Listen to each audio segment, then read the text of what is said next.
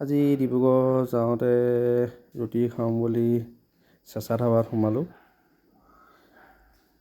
আমি আজি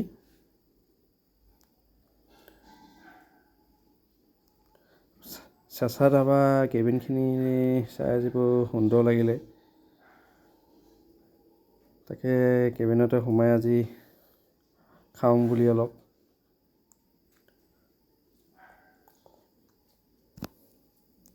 এয়া ৰুটি আৰু টাকা ল'লোঁ।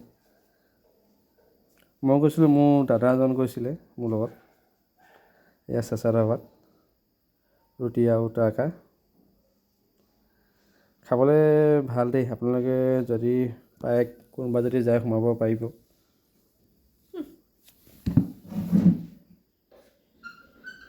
এয়া মোৰ দাদাজনৰ লগত গৈছিলোঁ।